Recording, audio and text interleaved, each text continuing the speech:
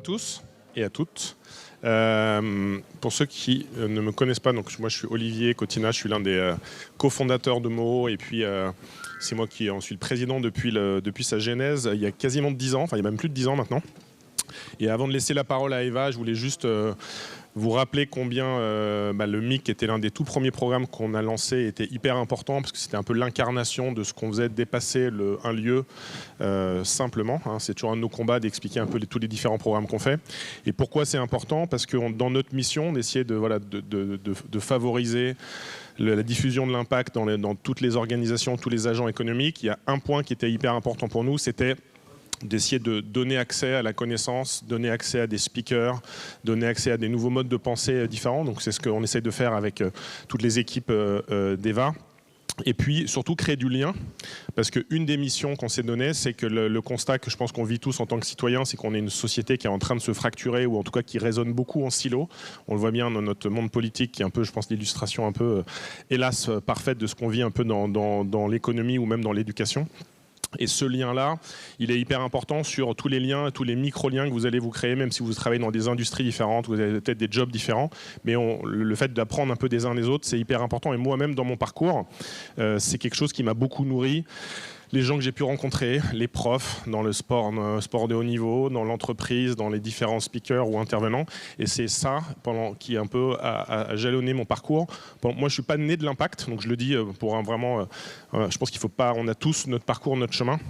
Moi, j'avais une conviction profonde, c'était que l'esprit d'entreprendre, l'entrepreneuriat sous toutes ses formes, hein, on résume souvent l'entrepreneuriat à juste créer une start-up digitale, mais pour moi, l'entrepreneuriat, c'est un état d'esprit à bousculer le statu quo, et on peut l'exprimer dans une assoce, etc. Donc pour moi, j'ai essayé de diffuser cet esprit-là au maximum, et d'essayer de transmettre. Donc moi, je me suis beaucoup investi dans l'éducation.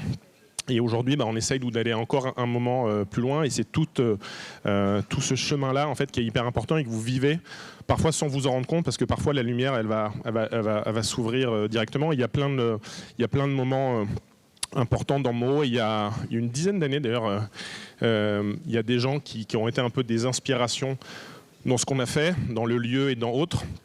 Et Alizé, que vous allez découvrir ici, pour moi, c'était quelqu'un qui a été important dans la genèse de Moho et dans, en tout cas, cette volonté d'avoir un impact un peu systémique dans les communautés. Et sans des rencontres comme elle ou comme d'autres qu'elle a pu faire avec Make Sense, dont elle vous parlera, en fait, le Moho d'aujourd'hui ne serait pas né. Donc on se nourrit énormément de tout ça. Et je pense que ça, c'est hyper important, avec une caractéristique qui est forte, c'est qu'aujourd'hui, la valeur n'attend pas le nombre des années. Alors moi, je ne suis pas un ayatollah de faire un jeunisme trop poussé, mais je pense aussi qu'on a beaucoup à apprendre des nouveaux modes de pensée que peuvent avoir la jeunesse. Et comme le monde, qui est globalement dans une situation assez tendue, c'est comme eux qui vont en hériter, je pense que c'est bien aussi d'essayer de concilier un peu toutes ces combinaisons-là, quoi. Donc, vous remercie encore et vous dire que nous, on est hyper preneurs aussi. On a beaucoup appris des retours, des pistes d'amélioration. On se pose beaucoup de questions sur un peu comment le MIC doit évoluer. On va sans doute l'ouvrir dans d'autres régions. Donc, tous vos besoins, vos envies, vos critiques, positives et négatives, toujours avec bienveillance, ce qu'on essaye de faire, ils sont les bienvenus. Et puis vous remercier parce que voilà, vous avez une petite graine aussi qui nous a permis de façonner le mot d'aujourd'hui et qu'on espère de faire grandir à vos côtés. Et puis j'en profite pour remercier Eva qui a quand même créé tout ça ex nihilo et qui le porte avec César et toute l'équipe de main de maître. Et donc voilà, je te laisse le micro. Merci beaucoup. Merci.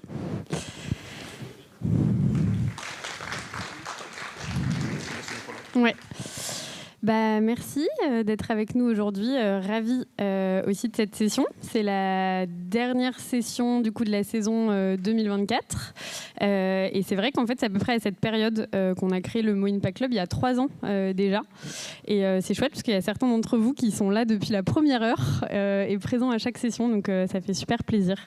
Avant qu'on démarre, quelques mots sur le Moho Impact Club. Nous, quand on a créé ce programme, donc c'est un parcours de formation et de sensibilisation pour les acteurs décideurs, qu'ils soient acteurs économiques ou acteurs publics, avec vraiment cette idée de vous aider à mieux comprendre quelles sont les limites planétaires, quelles sont leurs interdépendances et quels peuvent être les nouveaux modèles économiques et organisationnels à mettre en place dans ce cadre. Donc avec 8-9 rencontres dans l'année, avec des experts et des entrepreneurs comme aujourd'hui qui viennent témoigner, on vous aide à bien comprendre ces enjeux et surtout vous donner les clés pour apprendre à non pas seulement faire mieux, mais faire autrement. Et nous, on a cette conviction forte qu'on vit ce changement de paradigme en ce moment. On doit réinventer l'entreprise, apprendre à faire différemment, produire, consommer différemment, réinventer nos modèles économiques. Et ça passe aussi par réinventer nos modèles internes d'organisation, de prise de décision, de partage de la valeur, de gouvernance. Donc je suis très contente du coup d'organiser cette session-là aujourd'hui. Ça fait un moment qu'on avait envie de parler de ce sujet.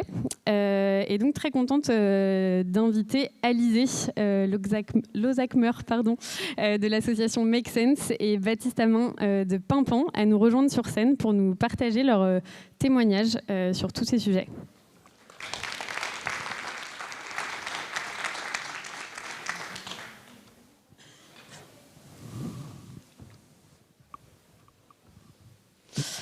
Super, merci à vous deux d'être là aujourd'hui. En plus, on a de la chance. D'habitude, on est dans notre amphi qu'on adore. Mais là, on a décidé de faire les choses en grand pour faire un petit cadeau de Noël. Peut-être avant qu'on démarre, est-ce que vous pouvez juste simplement vous présenter chacun et présenter votre structure? Qu'est-ce que Make Sense et qu'est-ce que Pimpan? Merci. Bonjour à toutes et à tous.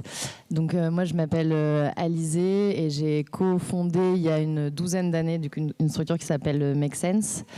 Historiquement j'ai grandi à Grenoble et j'ai eu un parcours assez classique et j'ai fait une école de commerce et j'étais assez interpellée, voire presque choquée de ce qu'on m'apprenait encore en 2012 en école de commerce sur le rôle de l'entreprise, avec un sentiment de dissonance assez fort sur considérer l'entreprise comme une entité en soi, mais pas en interaction avec la société dans laquelle elle s'inscrit, les territoires, l'écologie. Et donc, j'ai d'abord une réaction de rejet en me disant je vais aller travailler dans les institutions publiques, dans l'humanitaire, etc. Et puis progressivement, j'ai cheminé. Je me suis dit que l'entreprise pouvait être aussi et surtout partie de la solution pour répondre aux grands enjeux écologiques et sociaux et démocratiques qu'on rencontre. Et donc, c'est comme ça qu'on a monté Make Sense en se disant déjà à l'époque, il y avait un certain nombre de jeunes entrepreneurs qui montaient des entreprises qu'on appelle des entreprises à impact maintenant, mais avec cette volonté de contribuer positivement à la société. Donc on a commencé en accompagnant ces entrepreneurs dans des programmes d'incubation et en allant dans les écoles et les universités à la rencontre des étudiants pour les sensibiliser sur l'entrepreneuriat à impact et les enjeux actuels. Et puis progressivement, Make Sense a grandi. Donc aujourd'hui, on a à peu près 90 personnes en France. Donc on continue d'accompagner et de financer des jeunes entrepreneurs. On accompagne des entreprises et beaucoup les collaborateurs dans les entreprises à faire pivoter les stratégies pour y intégrer les enjeux écologiques et sociaux. Et puis on a une plateforme d'emploi qui aujourd'hui répertorie à peu près 10 000 emplois, 100% dans la transition écologique et sociale, donc que pour tous les jeunes et les personnes qui cherchent à se réorienter puissent trouver un emploi qui corresponde à leurs envies et leurs compétences. Et voilà. Et à côté de ça, je fais partie d'un mouvement qui s'appelle le mouvement Impact France, dont on pourra parler, qui représente les dirigeants engagés en France. Et merci beaucoup de m'inviter aujourd'hui. Donc je m'appelle Baptiste, je suis le petit local de l'étape parce que moi je suis entrepreneur normand. J'ai fait des études entrepreneuriales. J'ai monté une première boîte, enfin une deuxième boîte. La première, j'en parle pas trop parce qu'on s'est planté, mais la deuxième boîte qui s'appelle Feezer, qui est une appli qui permet de transformer ses photos en cartes postales personnalisées. Super aventure sociale avec des copains pendant 7-8 ans où on a révolutionné un petit peu le monde en Europe. On était le leader de la carte postale envoyée depuis téléphone. Voilà, on avait 2 millions d'utilisateurs, on envoyait jusqu'à 100 000 cartes postales par jour. Et on a vendu la boîte fin 2019, début 2020. Et c'est vrai qu'à ce moment-là, on s'est posé la question avec Carline, qui était la première personne qui a rejoint le projet. Et ça fait 7-8 ans, on a 2 enfants ensemble. Et on s'est dit, qu'est-ce qu'on peut faire maintenant de notre vie. on venait de devenir parents. Je pense que moi, ça a été ça, mon gros déclencheur. Je pense comme pas mal de gens, d'avoir une vision un peu plus long terme de la vie. On était dans une période Covid qui nous a fait un petit peu remettre en question le modèle entrepreneurial qu'on avait jusqu'à présent. Et voilà, on a eu l'idée de Pimpan. Ça fait maintenant 3 ans qu'on est dans cette aventure-là. Donc c'est une idée on a eu le déclic avec notre fille qui était sur une plage en train de jouer avec du plastique. En Normandie, on en a un petit peu moins, on a de la chance, mais il y en a quand même un peu. Et voilà, on connaît notre combat. Enfin, ce jour-là, on a vu un peu le combat qu'on allait avoir pour les prochaines années. Je dis souvent que Pimpan, ça sera mon dernier projet entrepreneurial, parce que j'ai vraiment beaucoup de choses à faire et on pense qu'il y a vraiment plein de choses à faire sur Pimpan, et on le voit vraiment comme le projet d'une vie. Donc nous, notre objectif chez Pimpan depuis 3 ans, c'est de réduire le plastique à usage unique dans les maisons. On le fait en proposant des produits en poudre à reconstituer dans toute la partie hygiène et toute la partie maison, détergence. On s'est lancé il y a maintenant 3-4 ans. On a 140 000 clients sur notre site internet. On est distribué dans plus de 1000 points de vente. On a évité de jeter alors ça change souvent, mais c'est 1,9 million de tubes et bouteilles en plastique à usage unique depuis notre lancement. Et notre petite nouveauté depuis cet été, c'est qu'on est aussi devenu industriel, ce qu'on produit en Normandie. Donc on a lancé une usine qui me tient beaucoup à cœur à Dives-sur-Mer, où voilà, on est spécialisé dans la poudre à reconstituer. Tout est légal. Et voilà, l'idée du projet, c'est de continuer à avoir toujours plus d'impact sur ces sujets-là.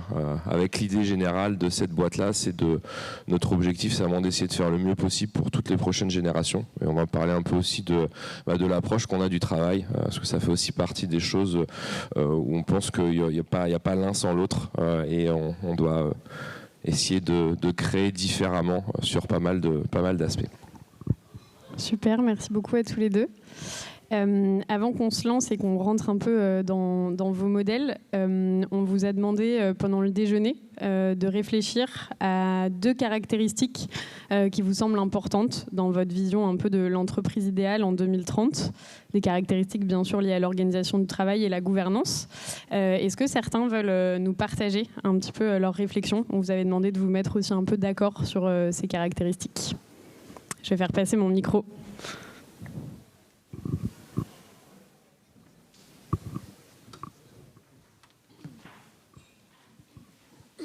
Je me lance parce que c'est tellement de fois que je viens au MIC, c'est à chaque fois trop bien. Moi, j'ai pensé à 2 mots, autonomie et engagement en 2030. Mais c'est valable aussi presque pour aujourd'hui. Merci. Est-ce qu'il y a d'autres personnes qui veulent nous partager?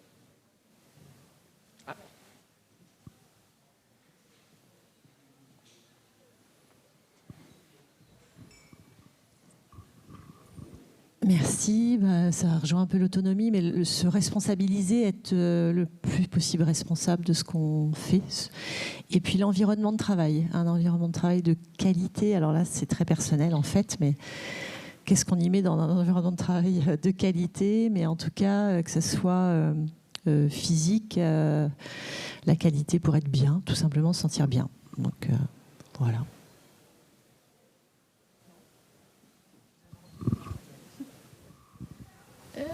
Moins de travail, une durée de travail allégée.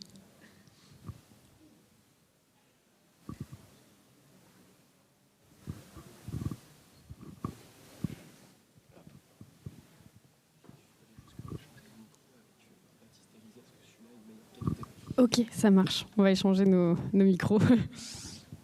Top, merci. Super, merci pour vos partages. Je pense que c'est des notions qu'on va évoquer un peu aujourd'hui.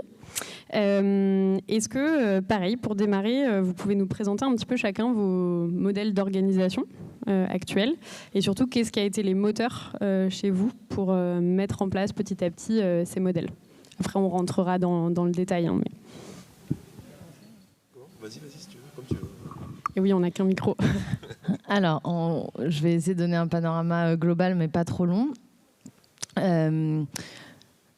Donc déjà pour situer dans l'historique, donc Make Sense, on est né d'un projet d'abord assez étudiant et très communautaire au sens ouvert du terme, puisque quand on a commencé Make Sense, c'était une association, et ça l'est toujours d'ailleurs, où on créait des méthodes qui étaient ouvertes à tous, et puis on formait des gens pour aller diffuser nos méthodes un petit peu partout dans leurs écoles, leurs universités. Et donc dans l'ADN de départ de Make Sense, on veut quelque chose qui soit très entrepreneurial, créatif et autonomisant.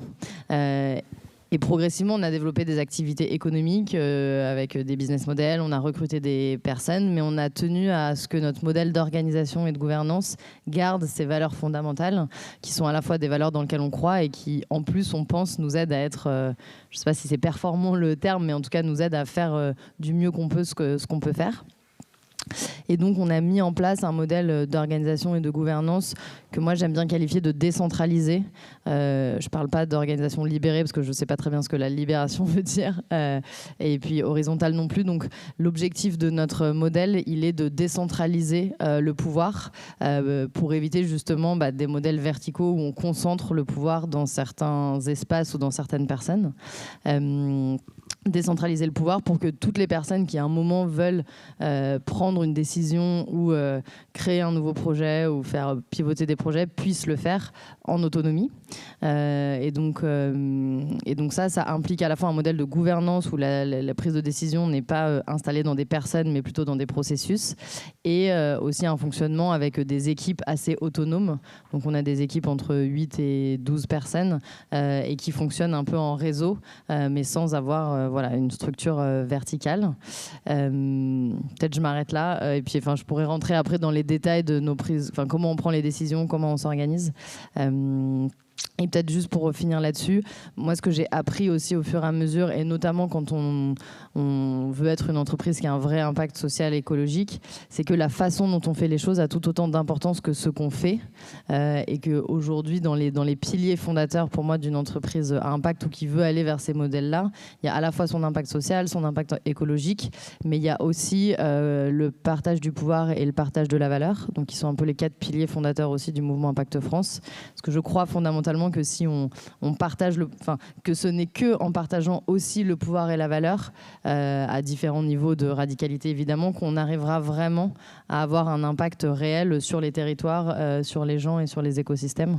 Donc c'est aussi pour ça que c'est pas que une idéologie comme ça, mais je pense que c'est vraiment au service de la mission des entreprises que de réfléchir à son modèle d'organisation et de gouvernance. Merci. Et ce que je trouve hyper intéressant dans ce que tu dis, c'est que le point de départ que vous avez eu aussi, c'est par rapport à d'où vous veniez et l'aspiration que vous aviez aussi pour plus tard. Et je trouve que même quand on veut revoir, c'est le point de départ aussi de son modèle d'organisation. On en parlait un petit peu tout à l'heure. Le point de départ, c'est de se dire déjà, c'est quoi pourquoi est-ce qu'on a lancé ce projet-là, en gros, qu'il y ait une vraie relation forte entre le pourquoi de son projet et comment est-ce qu'on va incruster un nouveau modèle d'organisation dedans et comment est-ce qu'on va en sortir finalement beaucoup plus fort de ce modèle-là. Pour répondre à ta question, nous la façon dont on a réfléchi un peu les modèles d'organisation, ça a démarré assez longtemps. Il y a assez longtemps, on était en 2014, et Feather, c'est une boîte sur Paris.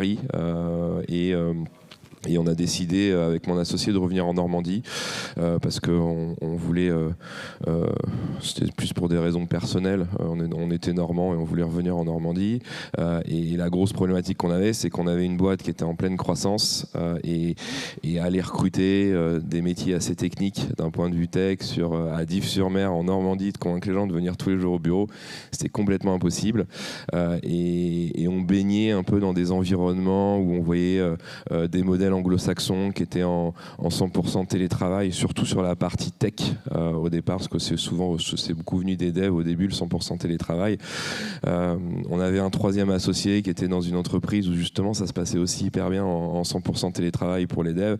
Donc on s'est dit ok, comment est-ce qu'on va répondre à cette problématique-là? On va changer notre proposition de valeur pour les prochaines personnes qui vont nous rejoindre dans l'équipe, et on a mis vous pouvez travailler d'où vous voulez, quand vous voulez. Et d'un coup c'est un peu plus sexy, comme c'est un peu plus sexy que Dives-sur-Mer, et c'est à ce moment-là que on a changé un peu notre modèle d'organisation. Plutôt que de s'ouvrir sur 10-15 km autour de Dives-sur-Mer, on pouvait recruter des gens dans le monde entier, donc du coup beaucoup plus de potentiel de personnes qui pouvaient nous retrouver dans le projet, et c'est là qu'on a travaillé ce modèle-là pendant 5, 6, 7, 8 ans sur le 100% télétravail au départ. Donc c'est né de ça, et en fait ce qui est intéressant, c'est que plus on a appris à apprivoiser ce 100% télétravail, on a vite vu des choses qui arrivaient derrière. C'était on est obligé de faire confiance parce que on voit pas les gens au quotidien. Il y a beaucoup plus de liberté, donc c'est beaucoup d'avantages parce que chacun peut travailler aussi par rapport au momentum dans la journée où il est le meilleur. Bon, ça crée des problèmes de communication, etc. Donc ça, c'est des choses qu'on a aussi essayé de régler sur la durée. Mais ce qui était vraiment intéressant, c'est de voir que avec de la liberté, de la confiance, ça nous a forcé à recruter des gens beaucoup plus autonomes. Et souvent, c'est des bons profils dans les entreprises, des gens autonomes qui vont être capables de prendre des initiatives, et quand ils sont bien animés par la mission du projet, en général, ça se passe pas trop mal. Et du coup, d'avoir ces piliers-là, au-delà du fait que l'outil principal soit le 100% télétravail, on a vu que c'était quelque chose d'hyper différenciant, et que l'équipe qu'on a eue, on avait une petite équipe, on était 20-25 chez Pfizer, on pouvait faire beaucoup plus, parce qu'on s'est fait racheter par Hexaconta Clairefontaine, qui avait 10 fois plus de devs, et on allait 3-4 fois plus vite qu'eux, parce que on était mieux organisé, chacun, on avait une culture de l'écrit qui était très forte, etc. Donc ce point de départ-là sur le 100% de télétravail, on a réussi à le transformer en force, et avec Pimpan, on continue d'aller chercher d'autres modèles. La mission est très forte, c'est dur au quotidien de vouloir essayer de changer les choses d'un point de vue impact environnemental, et on avait des gens qui bossaient beaucoup trop dans notre projet, donc on a essayé de remettre en cause le rapport au temps qu'on avait, et du coup on est passé de 5 à 4 jours pour tout le monde, donc ça a posé beaucoup de problèmes, et finalement c'était hyper intéressant parce qu'on y a vu beaucoup de solutions. Donc c'était à 18 mois, et je vois difficilement un retour en arrière, surtout sur la philosophie de revoir son rapport au temps, qui est assez intéressante. Voilà, après on travaille sur d'autres sujets depuis Pfizer, et même pour Pimpan, on trouve hyper intéressant que chaque personne dans le projet, à partir du moment où elle est en CDI, elle est actionnaire du projet. Je trouve qu'il y a un vrai move mental qui se fait aussi à ce moment-là, en termes de prise d'initiative dans le projet, et en termes aussi de convergence des intérêts quand on essaye d'aller dans une direction commune. Voilà, il y a d'autres choses, je m'arrête là pour l'instant. Merci. Vous avez tous les deux, du coup, effectivement, parlé de ce partage du pouvoir, de l'autonomie dans la prise de décision. Comment est-ce que ça s'organise ? Est-ce que, Alizée, tu peux nous expliquer un petit peu vos processus, que vous avez testés, ce qui marche pas ? Ouais, donc je vais pouvoir être un peu plus concrète que tout à l'heure. Donc nous, on a beaucoup été inspirés par un livre que je vous recommande fortement si vous vous intéressez à ces sujets, qui est le livre de Frédéric Laloux, qui s'appelle Reinventing Organization, et qui parle des organisations opales. Opale étant un niveau d'organisation qui arrive après l'organisation verticale, qu'il appelle orange, mais aussi après l'organisation qu'il appelle verte, qui est l'organisation du consensus. Et parce que je pense que souvent on se dit on partage le pouvoir, et donc on fait des réunions à 40 de 3 heures pour se mettre tous d'accord sur quelque chose, etc. Je vous rassure, on ne fonctionne pas comme ça. Et le modèle Opale, il est au-dessus, il est la décentralisation de la prise de décision, mais tout en gardant aussi la capacité individuelle de prise de décision et de responsabilité au cœur. Et donc le modèle central, nous, de tout notre modèle de gouvernance, c'est un principe qu'on appelle la sollicitation d'avis. Et donc le sujet, c'est toute personne est capable, et peut prendre une décision sur son périmètre ou d'autres périmètres, si tant est qu'il sollicite l'avis des personnes qui vont être impactées par sa décision et des personnes qui sont potentiellement dans l'organisation expertes du sujet. Je vais vous donner des exemples juste après. Donc ça veut dire plusieurs choses. Ça veut dire on n'est pas mis dans un périmètre, et c'est valable tout autant pour les personnes qui sont dans l'organisation depuis peu ou des gens qui sont là depuis longtemps. On n'est pas directeur de juste un périmètre, mais on peut, si à un moment on voit un dysfonctionnement dans l'organisation, se lever et se dire je vais prendre une décision sur ce sujet-là. On sollicite l'avis des gens, donc il y a cette phase d'intégration d'intelligence collective qui peut se faire en collectif, en individuel, etc. Mais les décisions individuelles sont nourries des avis des autres.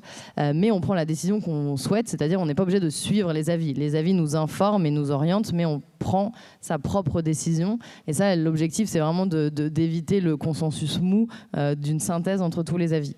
Une fois qu'on a, pour les décisions les plus importantes, nous, du coup, elles doivent être publiées en ligne, et il y a souvent une période de mise en conflit qui fait que si vraiment quelqu'un estime que la décision met en danger l'organisation, alors il peut se mettre en conflit et puis on organise une médiation pour se sortir de la situation. Et donc du coup on passe d'un mode de consensus où en fait il faudrait tous se mettre d'accord à un mode de consentement qui est une personne prend la décision et en fait les autres consentent à cette décision. Peut-être qu'ils auraient préféré un peu plus à gauche, un peu plus à droite, un peu plus ci, un peu plus ça, mais en tout cas ils consentent s'ils ne mettent pas de vraies objections qui sont des conflits. Et donc ça, c'est un modèle qui permet, alors au sein des équipes déjà de dire, c'est pas parce qu'on est 6 dans l'équipe et puis il y a un pilote, c'est pas le pilote qui prend des décisions pour tout le monde et puis chacun peut prendre des décisions sur ses périmètres, mais c'est aussi valable pour des décisions transverses qui ont beaucoup plus d'impact sur l'organisation. Et donc des exemples de décisions un peu structurantes qui peuvent être prises par sollicitation d'avis, ça peut être déjà des évolutions de poste. Donc des personnes, en fait, quand elles veulent changer de poste ou changer d'équipe ou déménager, par exemple, elles ne doivent pas demander l'autorisation A. Elles font une sollicitation d'avis et puis elles prennent leurs décisions en conscience pour monter des nouveaux projets, pour arrêter des projets ou les faire pivoter, pour accepter un client ou une mission sur laquelle on a des hésitations ou qui viendrait changer un peu l'organisation, pour définir notre modèle de rémunération.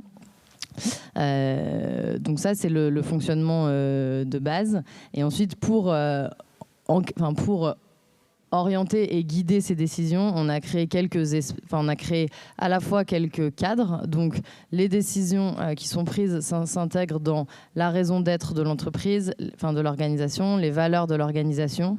Et puis maintenant, on a créé depuis aussi quelques années des orientations stratégiques chaque année qu'on définit ensemble, parce que sinon c'était vraiment trop vaste. Et donc les gens avaient parfois du mal à prendre des décisions parce qu'il y avait trop de possibilités. Donc voilà, donc on crée collectivement ce cadre pour qu'ensuite les décisions individuelles puissent s'y inscrire et qu'on s'assure que quand même ça part pas dans toutes les directions. On a un pool de médiateurs qui du coup sont là, de formateurs et de médiateurs qui sont là pour aider les personnes qui sauraient pas comment s'y prendre pour prendre une décision ou en cas de conflit. Et puis après on a un certain nombre d'autres outils. Je pourrais parler de la rémunération plus tard, de comment elle est définie. Et puis on a à la fin de la fin juste un seul comité qui est élu parmi les salariés, et qui est ce que nous on appelle la waterline, et qui est en fait le comité de dernier recours, soit pour les décisions qui mettent vraiment en danger l'organisation, soit les décisions sur lesquelles il y a des conflits et qu'on n'arrive pas à résoudre. Et donc c'est un comité qui prend une dizaine de décisions par an, donc pour 85 personnes c'est quand même pas beaucoup. Qui sont les décisions les plus critiques pour l'organisation, parce qu'il faut bien un moment à la fin de la fin, si on n'arrive pas à prendre la décision, à avoir ce comité. Comment il est constitué, ce comité ? Donc ce comité, il est élu parmi l'ensemble des collaborateurs qui sont là depuis 6 mois, avec un système qui est une élection sans candidat. Donc il n'y a pas de candidat, comme son nom indique, ni de candidate. Et donc chacun vote pour les 5 personnes qu'il estime le plus à même de prendre ce rôle. Tout ça est rendu public. Toutes les personnes qui ont plus de 3 voix s'expriment sur le fait de est-ce que oui ou non elles prendraient la charge. Et du coup ensuite il y a un second tour de vote où les gens peuvent réallouer leur vote, et donc ça permet de... Il y a plus de détails, mais je ne vais pas vous embrouiller avec des détails, mais c'est très intéressant. Et l'objectif des élections sans candidat est de se dire, il y a des gens qui ont la légitimité, mais qui ne se sentent pas la légitimité, mais qui pour autant en sont capables. Et c'est très intéressant de voir qu'est-ce qui ressort du collectif dans ces élections. Voilà. Génial, merci. Baptiste, vous avez aussi mis pas mal de systèmes pour favoriser l'autonomie. Est-ce que tu peux nous expliquer un petit peu les process que vous avez, où vous en êtes ? Oui, l'une des premières choses qu'on a fait chez nous, c'est de supprimer le mot de manager. Ça ressemble beaucoup à ce que tu expliquais, et effectivement, je conseille aussi ce livre-là, qui a été un bon déclencheur sur certains aspects. Moi, ce que j'ai trouvé intéressant dans ce livre aussi, c'est parce que moi, en permanence, on est en train de me dire oui, mais vous êtes que 5, oui, mais vous êtes que 10, oui, mais vous êtes que 25. Et en fait, ça marche pas en scalant. Et là, c'est un livre où on voit que ça marche avec 10 000, 20 000, 100 000 personnes. Donc, il y a des systèmes de décentralisation centralisation des prises de décision qui peut bien fonctionner à très grande échelle aussi. Donc nous, premier sujet, c'est de supprimer ce côté manager qu'on a remplacé par un système de coach plutôt, dans l'état d'esprit où les gens sont pas là.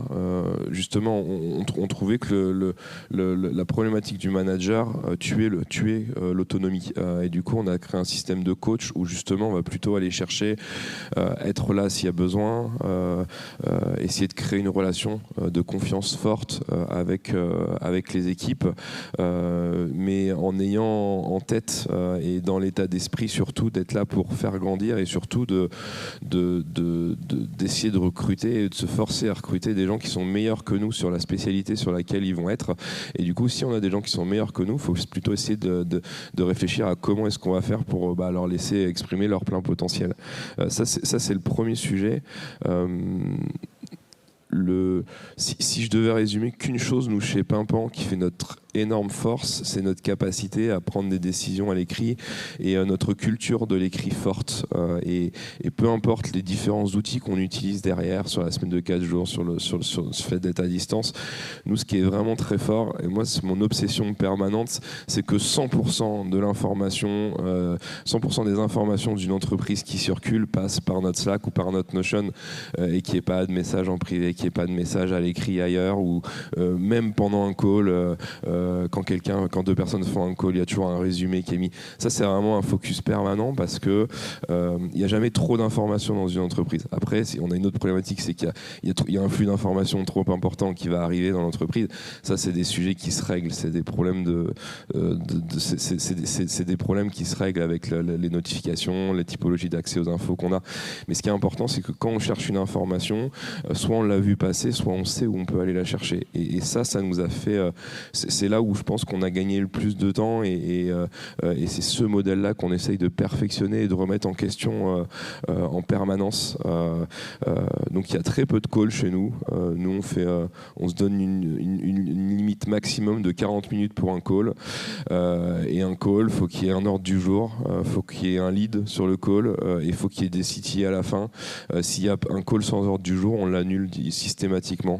Donc comme ça permet aussi que le call soit bien préparé, que les 4-5 personnes ou les 2-3 personnes qui vont arriver dans le call, on sait déjà de quoi on va parler, on sait où on veut aller, et ça permet aussi d'être beaucoup plus efficace et de ne pas perdre de temps en call, mais plutôt d'avoir du temps où on va pouvoir avancer sur ces sujets.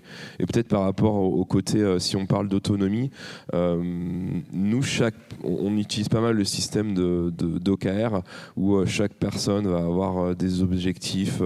Il y a une grosse ligne directrice à l'année et nous, on va séparer les objectifs par trimestre et en fonction des objectifs qu'on a, on va en permanence essayer de remettre en question est-ce que ce que je suis en train de faire est là pour atteindre mes objectifs.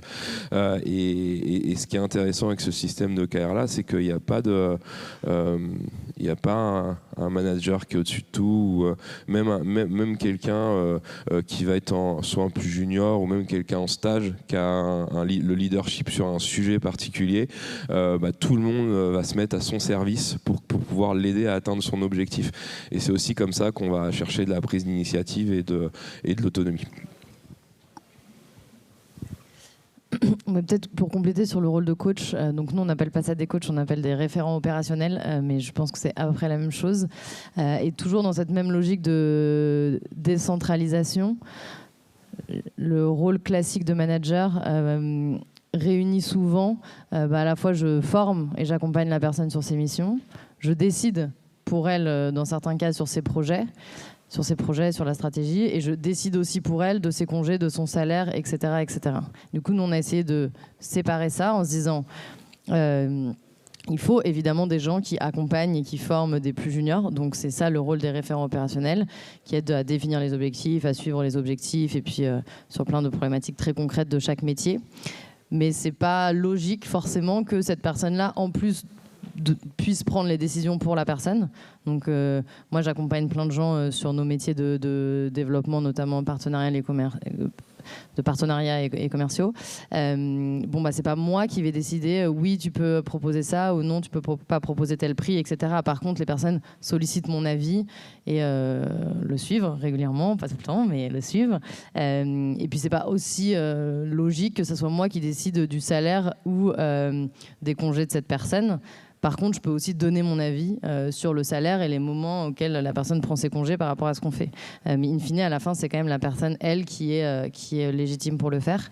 Et du coup, je trouve que tous les enjeux dans ces logiques de décentralisation, c'est trouver le bon équilibre entre la responsabilisation, mais en fait l'accompagnement et le soutien, parce que c'est pas non plus de dire décide ton salaire et puis vas-y choisis un nombre quoi. Donc voilà, donc nous ce qu'on essaye de faire à chaque fois, c'est de se dire comment est-ce qu'on crée des cadres, soit à la fois de formation, soit des process que les personnes peuvent suivre. Mais ensuite, les personnes restent maîtres de des décisions. C'est un équilibre c'est une quête permanente d'équilibre. Hein. Je ne dis pas du tout que c'est simple, mais en tout cas, c'est vraiment cette ligne sur laquelle on essaie de tenir. Et justement, comment est-ce que vous accompagnez vos collaborateurs à savoir aussi gérer ces nouvelles façons de faire? C'est pas forcément inné, c'est pas ce qu'on a toujours appris. Et est-ce que pour certains, c'est des freins? Est-ce qu'il y a un frein générationnel? Est-ce qu'il y a un frein sur certains métiers pour qui ce nouveau type d'organisation ne convient pas forcément? Ouais, il y a... Nous, le critère, c'est vraiment l'autonomie. Et même si on a des gens qui, par exemple, n'ont jamais travaillé en 100% de télétravail, c'est pas ce qu'on va regarder. On va regarder la capacité à être autonome pour ces personnes-là. C'est vraiment ce sujet c'est vraiment autour de l'autonomie. Nous, qu'on essaye de travailler beaucoup la phase de recrutement. Au-delà, effectivement, de base de est-ce qu'il y a un alignement avec la vision, avec les valeurs autour du projet. Mais le sujet de l'autonomie, c'est ce qu'on essaye de plus de challenger. Ce qu'on s'est rendu compte sur du long terme, c'était vraiment un sujet qui permettait à un moment de décupler des forces, et même si on avançait un petit peu moins vite au départ, potentiellement d'aller un peu plus loin. Nous, on a une relation assez particulière. Chaque personne de notre équipe, toutes les 2 semaines, va faire un one-on-one. Donc c'est Caroline, chez nous, cofondatrice du projet, qui s'occupe de voir toute l'équipe. Et du coup, c'est 25 personnes qu'on rencontre toutes les 2 semaines, donc c'est du temps, ça dure 30 minutes. Toujours le même principe que les calls, faut arriver avec un ordre du jour, avec des questions. Et l'idée vraiment, c'est de créer cette relation de confiance entre les gens, parce que c'est un sujet fort aussi. Pour qu'un collectif puisse fonctionner, il faut qu'il y ait une confiance la plus forte possible entre les gens. Et du coup, c'est un moment aussi où on va pouvoir essayer d'aller chercher au fur et à mesure l'état d'esprit dans lequel est la personne en ce moment. Est-ce qu'il y a des micro-sujets de communication avec d'autres personnes de l'équipe? Est-ce qu'il y a des choses qu'on peut mettre en place tout de suite? Et du coup, on parle quand même de quelque chose, d'un call très régulier, parce qu'on parle d'un call toutes les 2 semaines. Nous, c'est notre bon rythme. Moins, c'est compliqué de garder cette relation de confiance forte. Et c'est un rôle... pour moi, c'est l'un des moments, c'est vraiment un moment clé dans la phase de l'entreprise, que ça permet de prendre en permanence la température de la confiance de l'équipe envers la vision générale du projet, de comment est-ce qu'on se sent avec les autres personnes, et de créer cette relation forte. Donc ça, c'est un sujet qui permet aussi de rassurer parfois au début, parce que c'est vrai, quand tu arrives dans une boîte où il y a une partie des gens 100% de télétravail, il y a d'autres personnes à la semaine de 4 jours. C'est un système d'organisation qu'en général, les gens n'arrivent pas de cette typologie de système d'information qu'on a chez nous. Et nous, ce qui choque le plus les gens quand ils arrivent chez nous, c'est qu'ils arrivent et dès le premier jour, c'est eux qui vont planifier leur onboarding. Donc on est là pour les accompagner, pour les challenger. Mais c'est eux qui vont planifier qu'est-ce que je vais faire pendant les 2-3 prochaines semaines. Et pour vraiment avoir cette autonomie dès le premier jour et de se dire ok, on me fait confiance dès le premier jour dans cette boîte là, et j'ai envie de me battre pour ce projet là, quoi. Donc c'est ça le premier outil one and one. Et puis nous, on a un deuxième outil qu'on aime bien, qu'on fait à chaque retreat tous les 3 mois. On fait une rétrospective. On est en train d'en faire une en ce moment. Qu'est-ce que j'ai adoré, qu'est-ce qui m'a manqué et qu'est-ce que j'ai pas aimé. Et du coup, chacun va remplir sur un logiciel en ligne. On utilise Retrium. C'est des petits tickets où chacun va mettre ses petits avis. On regroupe les tickets. les gens votent et du coup les tickets les plus votés, on va en parler le plus de temps lors d'une réunion. Après, pendant, alors là, exceptionnellement, ça dure un peu plus que 40 minutes, mais et du coup, ça c'est un moment important parce que ça permet collectivement de régler des problématiques de communication ou de voir des opportunités aussi pour être en permanence en train de mieux fonctionner collectivement et c'est vrai que il n'y a pas un système qui fonctionne à un instant T qui va continuer de fonctionner dans le temps. Les équipes vont changer, l'état d'esprit du projet peut aussi évoluer, la taille du projet va évoluer et c'est vrai que nous, c'est pour ça que je pense que la meilleure des logiques quand on veut essayer de revoir un peu cette façon de voir le travail, c'est de ne pas se dire que ça va être long à mettre en place, mais une fois que c'est mis en place, ça fonctionne bien. On me parlait tout à l'heure de est-ce que la semaine de 4 jours, il faut que je l'amène est-ce que c'est bien si je la mets en place dans mon entreprise? J'en ai aucune idée en fait, parce que ça va dépendre du pourquoi on le fait, ça va dépendre de sa capacité sur les mois suivants à regarder aussi à travailler autour de sa capacité à se remettre en question en permanence pour améliorer la communication collective, quoi. Le sujet de la transformation culturelle aussi des organisations, il est très lié à tous ces modèles-là. Moi, quelque chose que j'aime bien rappeler, c'est il est difficile pour une organisation d'avoir un niveau de conscience supérieur à celui de son ou de ses dirigeants ou dirigeantes. Donc ça, ce que ça veut dire que si dans vos entreprises vous essayez de mettre en place des choses, soit il faut soit vous êtes les dirigeants de ces entreprises, soit il faut qu'ils soient vraiment mobilisés, mais que de faire des choses contre les intuitions à des moments où les sensibilités d'un dirigeant ça marche pas, donc il faut commencer à travailler avec les dirigeants, ça c'est la première chose. Et j'ajouterais même, il est difficile d'avoir des modèles d'organisation qui dépassent aussi le niveau de conscience ou de maturité d'une société sur ces sujets. Et je vous dis ça parce que certaines pratiques qu'on met en place en France, nous on a des équipes aux Philippines, au Liban et au Sénégal, ça a été assez catastrophique à certains endroits parce que c'est des sociétés qui ont des cultures très différentes, des pratiques assez différentes. Donc voilà, donc en gros tout ça est pour dire que là nous on vous partage des exemples concrets, mais après il faut toujours se dire quelle est la culture de mon organisation, à quoi mon organisation est prête, et commencer par y aller progressivement, parce qu'il n'y a rien de pire que d'essayer de mettre en place des choses un peu ambitieuses et audacieuses, se foirer complètement, et là en fait on repère 10 ans avant qu'on réessaye quelque chose. Donc ça c'est une première chose. Et après en effet nous une de nos valeurs cardinales c'est elles sont dites en anglais donc c'est plus joli, mais en français ça donne sois libre autant que tu es responsable. Et donc en fait c'est vraiment cet équilibre-là. Et en fait être libre c'est à la fois parfois très enthousiasmant, et en fait c'est quand même compliqué d'être responsable. Donc il faut trouver ce juste accompagnement pour que les gens osent prendre des décisions, les assumer collectivement, et parce que ça prend aussi de la charge mentale et du poids. Et en même temps ne se sentent pas, parce que moi j'ai aussi d'autres personnes qui du coup se sentent un peu dépassées par l'infini des possibles, et donc dire c'est pas grave en fait si tu t'impliques pas sur cette décision, ou si là tu restes dans ce qu'on a défini. Et puis voilà, donc voilà, trouver ce juste équilibre. Et après la question des générations elle est intéressante. C'est des enjeux différents avec des gens qui... Bon, nous, on a pas mal de personnes pour qui Make Sense, c'est leur première expérience. Et donc là, c'est plus les former, mais directement sur un modèle comme celui-là. Donc il y a souvent plus d'enthousiasme et ils sont vierges de modèles d'organisation, donc c'est intéressant. Et après, c'est vrai que quand on recrute des personnes qui ont 10, 15, 20 ans d'expérience dans des structures plus classiques, il y a des fois où ça se passe de façon... ça se passe très bien parce que c'est des gens qui étaient frustrés avant et qui du coup découvrent un nouveau terrain de jeu. Mais il y a des personnes pour qui c'est très compliqué de désapprendre et de déconstruire et qui du coup sont un peu parfois aussi perdus. Et donc là pareil, je pense qu'il faut y aller progressivement. Nous on a fait l'erreur parfois de se dire trop bien, cette personne elle a 20 ans d'expérience, elle va reprendre ça et puis c'est bon, dans 3 mois elle pilote tout ça. En fait il faut apprendre notamment le métier de l'organisation, mais aussi cette façon un peu différente de prendre des décisions. Donc faut le conscientiser.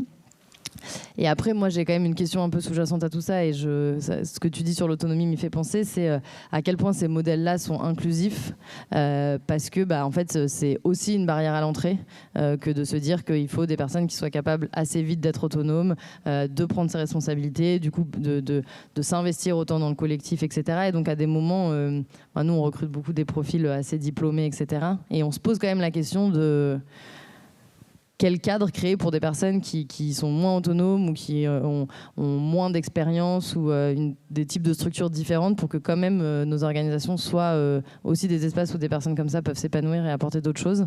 Je n'ai pas la réponse parce que on y réfléchit, mais voilà, je voulais aussi dire ça, que c'est pas que du bonheur pour tout le monde, ce genre d'organisation, et que ça implique aussi forcément des choix, quoi.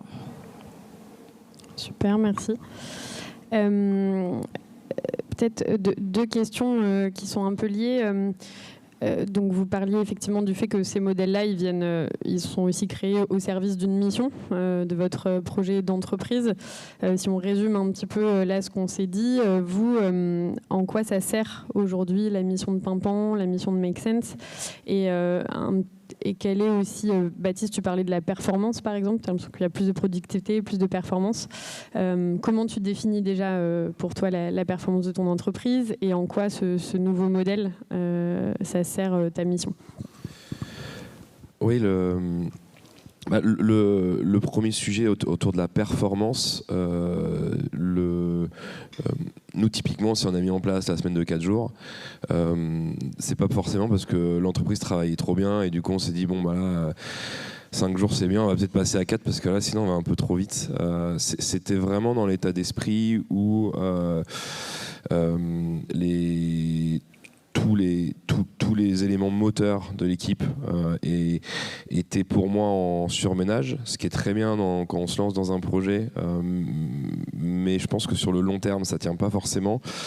Et le fait de passer de 5 à 4 jours, on l'a pas fait de manière brusque, c'est un process qui a duré 5-6 mois, et c'était vraiment dans l'état d'esprit que tout le monde se pose la question de son rapport au temps, et de la philosophie qu'on a générale derrière le projet, de se dire que nous on est une boîte de consumer, c'est-à-dire qu'on va vendre du dentifrice et du gel douche. Si on ne change pas, et on veut que les gens fassent différemment, donc on veut que les gens changent leur façon de consommer, et notre état d'esprit derrière, c'est aussi de se dire que si on veut changer sa façon de consommer, on doit aussi revoir son rapport au temps. Et dans le temps, qu'est-ce qu'il y a? Le premier sujet, c'est le travail. Donc revoir aussi son rapport au travail, et on essaye de développer fortement ce sujet-là. Nous, ce qu'on essaye de faire, donc la semaine de 4 jours, on est devenu plus productif, il y a beaucoup moins d'absence, c'est bénéfique à tous les niveaux. Donc chez nous, ça s'est bien passé. Il y a eu des gens qui voulaient pas la faire au début, il y a eu des gens qui étaient complètement paniqués parce qu'il fallait faire rentrer 5 jours en 4, et du coup on a revu, notamment grâce aussi au One and One, où on a essayé de revoir l'organisation de chaque personne pour que ça se passe mieux. Et aujourd'hui, on reviendrait pas forcément en arrière de ce système-là parce qu'on le voit vraiment bénéfique sur une vision de long terme. Si on regarde sur 2-3 semaines, techniquement, oui, sur 2-3 semaines, si on travaille 5 jours au lieu de 4, potentiellement, on va faire un petit peu plus en 5 jours. Mais il faut vraiment être dans un état d'esprit de vision long terme, et quelle va être ma capacité pour demain, tout en essayant de revoir son rapport au temps dans le projet. Et ce qui est intéressant avec ça, c'est que moi, pour moi, un projet entrepreneurial, il réussit pour 3 raisons. Pour une raison principale, c'est son équipe. Et son équipe, elle est forte pour 3 raisons. Un, c'est parce qu'on arrive à recruter les meilleurs.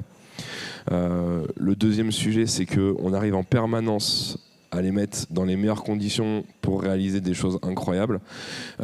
Et 3, on arrive à le faire sur la durée et surtout pas épuiser les gens pour qu'ils partent à un moment. Parce que on sait aussi que si on se met juste du côté de l'entreprise, au-delà de l'aspect humain, quand quelqu'un part parce qu'il est fatigué, c'est que c'est des gros coûts aussi pour l'entreprise de ce sujet-là. Et c'est ce que je trouve intéressant avec cette approche-là, c'est que finalement tout le monde va y gagner au final. C'est-à-dire que l'entreprise va être beaucoup plus performante.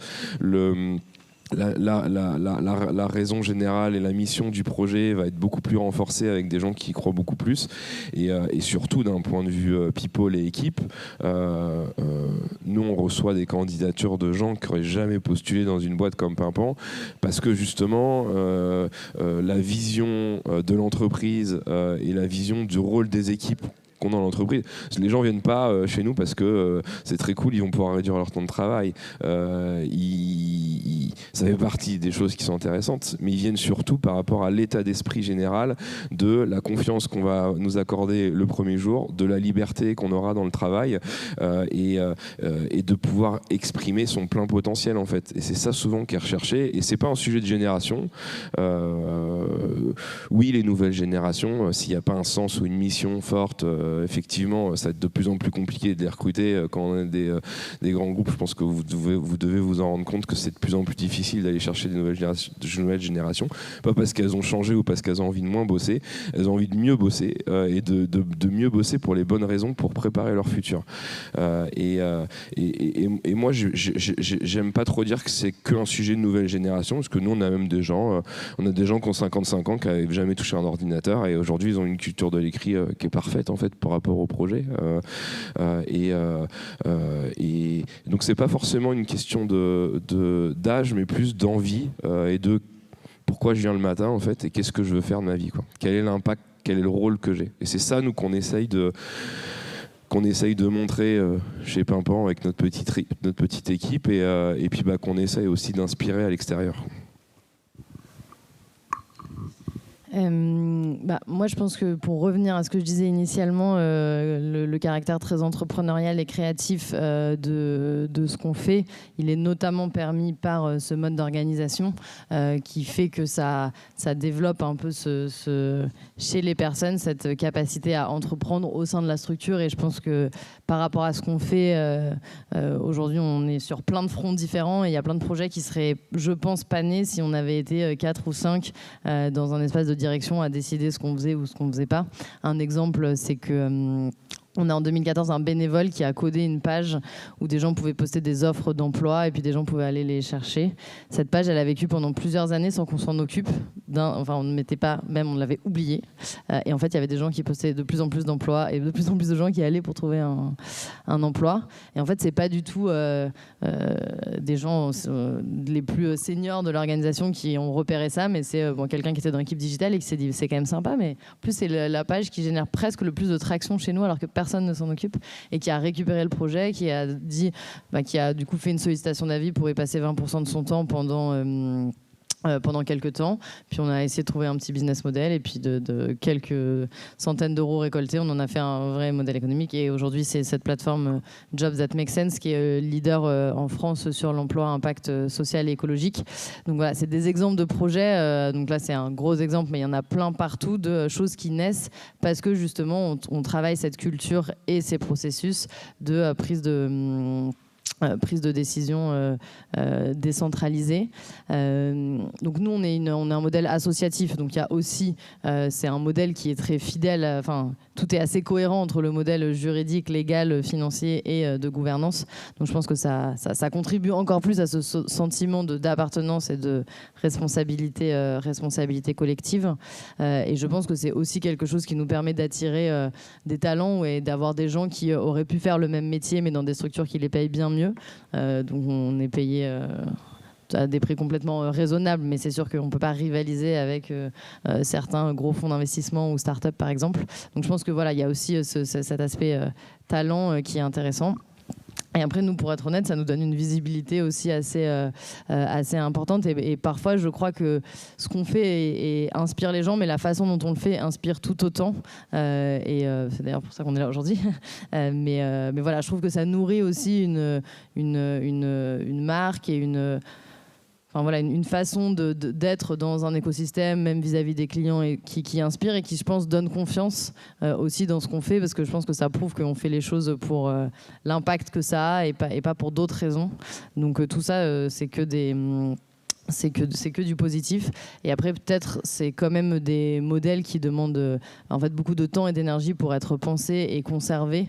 Et il y a toujours la tentative à des moments de se dire « Ah là là, ça serait quand même bien plus simple si on était 3 à décider dans une pièce », qui revient régulièrement. Je pense que ça serait vraiment dommage de faire ça et contre-productif.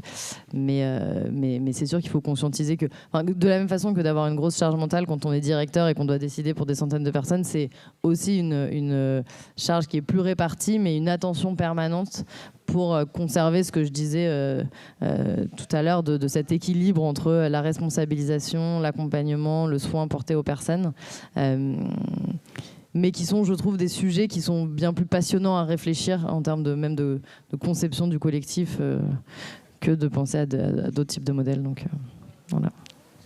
Super, merci beaucoup à vous deux. J'ai encore des questions, mais je suis sûre que vous en avez plein. Donc je vous propose d'abord de vous passer le micro et puis on complétera après si besoin. Est-ce qu'il y a une première question ? On n'a pas parlé des choses qui ne marchaient pas aussi, peut-être, un petit peu, mais voilà, je donne des pistes.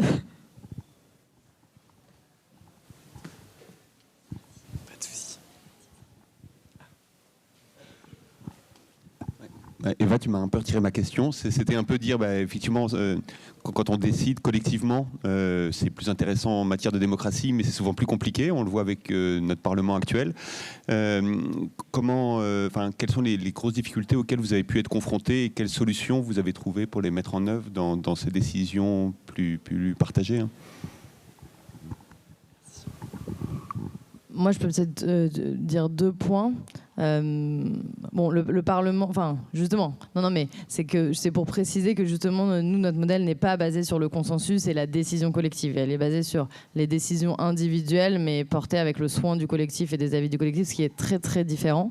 Mais justement, un écueil, c'est qu'on glisse très vite sur le consensus. Et qu'en fait, c'est difficile de dire je sollicite les avis et après déjà de soi-même avoir un avis tranché, c'est pas toujours simple, et d'oser prendre des décisions qui ne vont pas plaire à d'autres. Parce qu'en plus, on va les assumer ensuite, mais potentiellement, ça va quand même impacter ces personnes-là. Donc assez vite, nous, on sent que les gens, ils veulent monter des sollicitations d'avis à 4. Non, le principe, c'est une sollicitation d'avis à une personne. Sinon, si on est 4, ça s'appelle autre chose. Mais, donc voilà, du coup, nous, on n'a pas trop la tendance autoritaire qui se dessine, mais on a plutôt la tendance de retomber dans du collectif mou et qui, du coup, prend du temps. Donc ça, c'est un premier sujet. Après, peut-être un deuxième sujet qui est... de plus en plus, je me dis qu'il n'y a pas un modèle de gouvernance dans une entreprise, mais ça dépend des modèles, mais il peut y avoir en fait des moments où c'est du temps long et des moments où il faut prendre des décisions urgentes et du coup être adapté aussi. Nous, en fait, si on doit prendre une décision en 2 jours, on ne peut pas faire une sollicitation d'avis, la publier, respecter un avis de conflit, etc. Donc à des moments, il faut aussi se dire... si on est dans des organisations qui ont différents cycles et temporalités, comment penser un peu des règles adaptées à ça et après, je pense que c'est tout à fait possible, une fois qu'il y a la confiance dans le collectif, de le faire. Et après, c'est un vrai sujet sur l'accès à l'information. En fait, on s'aperçoit dans ce genre de modèle que l'accès à l'information, c'est du pouvoir. Et en même temps, on ne veut pas inonder tout le monde d'informations. Et en même temps, c'est sûr que d'avoir accès à l'information permet de comprendre où est-ce qu'il y a des décisions à prendre. Et donc, du coup, nous, à un moment, on a eu où il n'y avait pas de directeur, mais en fait, il y avait des leaders historiques qui, in fine, étaient toujours ceux qui prenaient les décisions importantes et difficiles, mais plus parce qu'ils avaient... de par leurs activités et leur accès à l'information qu'on leur remontait, la capacité à identifier ces sujets-là. Donc je trouve que avoir accès à l'information sans noyer les gens, parce que ça crée d'autres problèmes, c'est un vrai sujet, parce qu'on conscientise que c'est une grande partie du pouvoir, en fait, de savoir les choses. Nous, on aime bien... alors, on ne prend pas forcément de décision collective. On essaye plutôt justement de bien répartir les scopes dès le départ, où chacun va pouvoir prendre ses sujets. Et sur d'autres typologies de décisions, nous, on a un outil qu'on aime bien utiliser. On utilise beaucoup Typeform, où ça peut être les Google Forms, où on va justement aller sonder, où chaque personne de l'équipe va un peu donner pas forcément son avis, mais son approche du sujet, les problématiques qu'il peut y avoir autour de certaines typologies de décisions qui peuvent être prises, et de recevoir un peu justement toutes les informations comme ça de manière assez individuelle permet souvent de trancher, de prendre des bonnes décisions. Et souvent, les autres typologies de décisions qu'on va prendre, ça va aussi être au travers des rétrospectives qu'on fait, où justement, ça va être les sujets les plus qui sont les plus upvotés vont être a priori les sujets où il y a le plus de personnes concernées par ces choses-là, et où là, on va essayer de mettre en place des actions, quoi.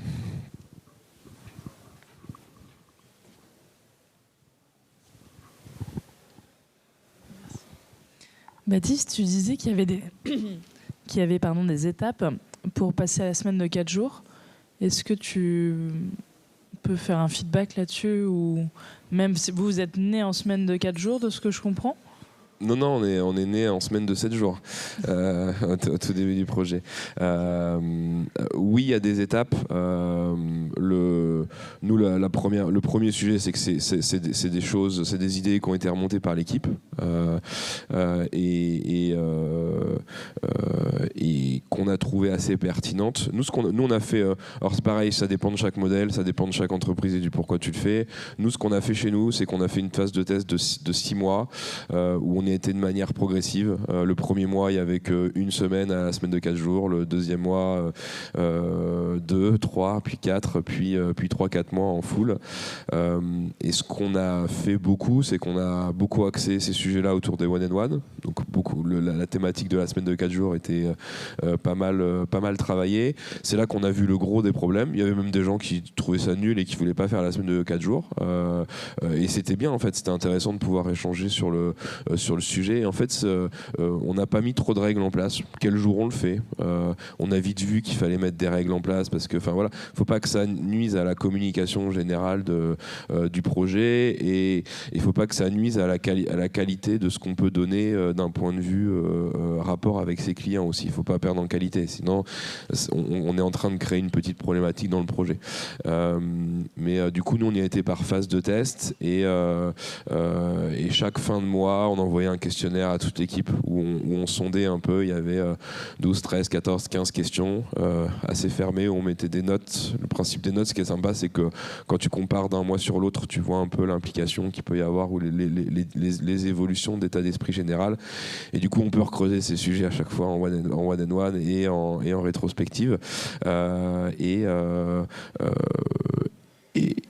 Et du coup, par rapport aux problématiques qu'il y a, essayer de revoir un peu son sujet. Nous, on a du coup mis en place... alors, on a deux équipes dans l'équipe. Nous, on a la moitié de l'équipe. On est 25. Il y a à peu près la moitié des gens qui sont en 100% télétravail. Et on a la moitié des gens qui sont entre l'usine et la logistique. Entre l'usine et la logistique, ils se débrouillent sur le 4 jours, qui prend son jour, c'est eux qui s'organisent entre eux. Le gros sujet, c'est que le job soit fait. Après, ils peuvent s'organiser vraiment comme ils veulent.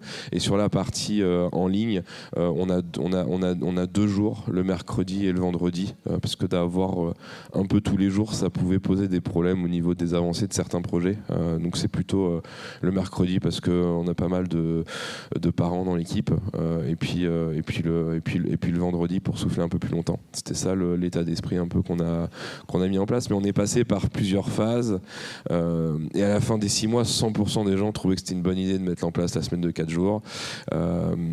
Et ce qui est intéressant, et ce qu'on a bien réussi, c'est le pari du remettre en cause son rapport au temps. Il y a des gens qui bossent encore 5 jours chez nous. En fait, ils font ce qu'ils veulent. C'est l'approche générale qu'on a, c'est que si sur une semaine j'ai envie de bosser 5 jours, je peux bosser 5 jours, et après on rééquilibre le sujet sur l'année. Si j'ai envie, il y a des gens qui bossent 4 jours et demi. En fait, le sujet, c'est vraiment de remettre en cause son rapport au temps, et la finalité de prendre un peu plus de recul sur son job, et pour que chacun puisse avoir son équilibre. En fait, dans un collectif, il n'y a pas 2 personnes qui fonctionnent exactement pareil. Que ce soit sur le rapport, on en parlait, le rapport au 100% télétravail, ou son approche de la semaine de 4 jours. Et du coup, on trouve intéressant de laisser beaucoup de flexibilité et de liberté autour de ça. Sans que, encore une fois, que ça nuise à l'organisation générale.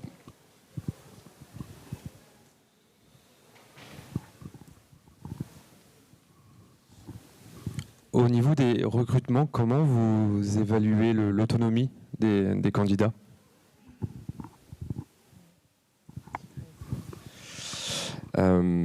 C'est une bonne question. Non, on a un process. Alors chez nous, le process est assez. On essaye d'avoir un process en 1 semaine, que ce soit efficace pour tout le monde. Le premier sujet, c'est que tu vas t'as un premier entretien autour de 40 minutes avec ton coach. Après, tu as un test. C'est là qu'on voit s'il y a beaucoup d'autonomie. Il y a toujours un test pratique. Dans n'importe quel job, on peut trouver un test. Et c'est là, par ce biais-là, qu'on va beaucoup tester l'autonomie. Et puis après, tu as un troisième entretien avec ce qu'on appelle un entretien de fit. Donc c'est avec 2 personnes qui ne sont pas forcément dans ton équipe, mais qui auront à la fois pour responsabilité d'accepter quelqu'un, donc ils vont essayer de travailler autour des valeurs, autour de la capacité à être autonome, etc., la capacité à travailler en 100% télétravail et l'alignement avec les valeurs autour du projet. Donc c'est une responsabilité forte pour les 2 personnes, et en même temps ça permet à la personne dans le process de recrutement de voir aussi d'autres personnes de l'équipe, parce que d'avoir qu'une personne, que ce soit que le coach ou les RH, c'est bien aussi de voir les vraies personnes de l'équipe pour se rendre compte parce que si la personne n'a pas compris dans quel état d'esprit on était dans l'équipe et qu'elle arrive chez nous, c'est une perte de temps pour tout le monde. Donc on essaye de travailler cet entretien de fit, et ça donne beaucoup plus de points de confiance aussi quand tu arrives dans la boîte, parce que tu as au moins 3 personnes qui t'ont validé dans le projet et qui avaient envie que tu rejoignes l'équipe. Donc du coup ça crée aussi toujours dans l'état d'esprit d'essayer de créer une confiance autour de ça. Mais pour répondre à ta question, nous c'est principalement sur le test et la façon dont on va challenger les personnes autour du test. Donc comment tu testes l'autonomie,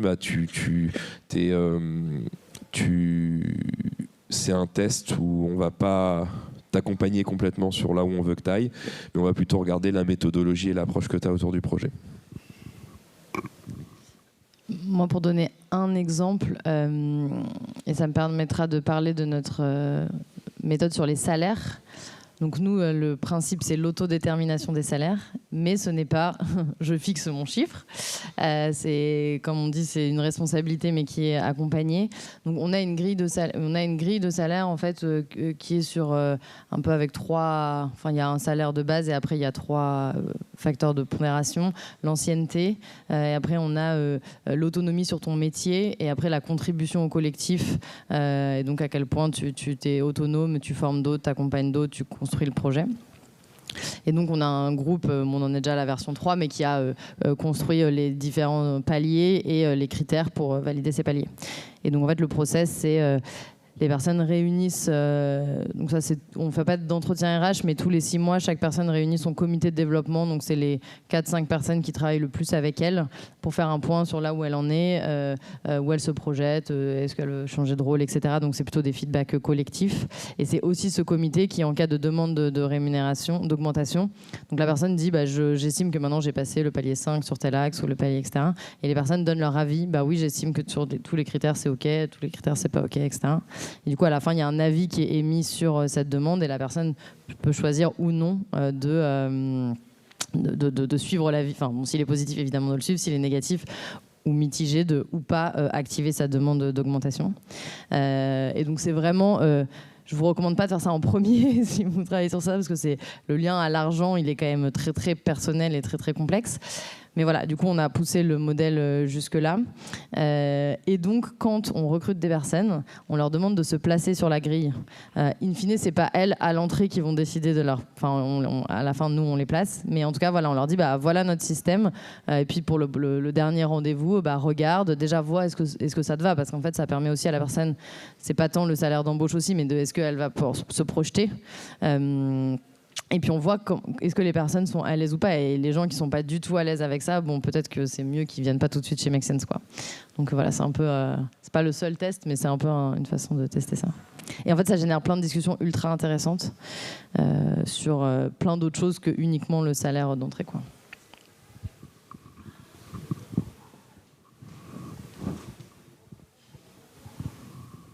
Moi, Alizée, je me demandais au début, tu expliquais que vous étiez organisé en plusieurs équipes d'une dizaine de personnes qui fonctionnaient en réseau.